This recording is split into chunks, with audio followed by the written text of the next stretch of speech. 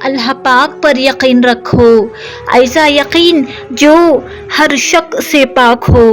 جب بھی مشکل وقت آئے یہ سوچو کہ میرے پاس میرا اللہ ہے اور وہی کافی ہے اور مددگار ہے۔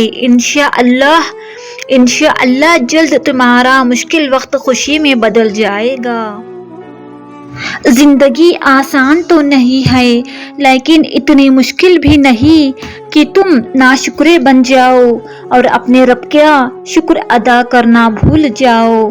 ہر حال میں تم اللہ پاک کا شکر ادا کرتے رہو اور احسان مانو تو وہ تمہیں اور دے گا، اگر ناشکری کرو گے تو اس کا عذاب سخت ہے۔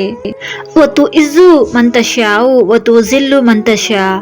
لوگ برا کہتے ہیں انہیں کہنے دو، تم کیا ہو کیسے ہو، وہ تمہارا رب سے بہتر کوئی نہیں، اور بے شک اللہ پاک جسے چاہے عزت دے اور جسے چاہے ذلت دے۔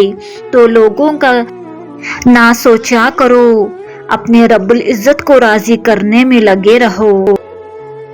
عزت اور ذلت دینے والا اللہ ہے، آپ اللہ کو راضی کریں۔ دنیا تو ویسے بھی کسی کی نہیں ہے اور اللہ پاک پر بھروسہ کرو جو عزت والا مہربان والا ہے۔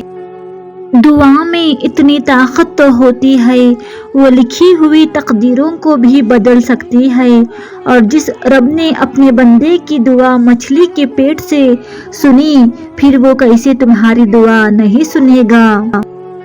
ہمارا کفیل تو اللہ پاک ہے جو کبھی بے سہارا ہونے نہیں دیتا۔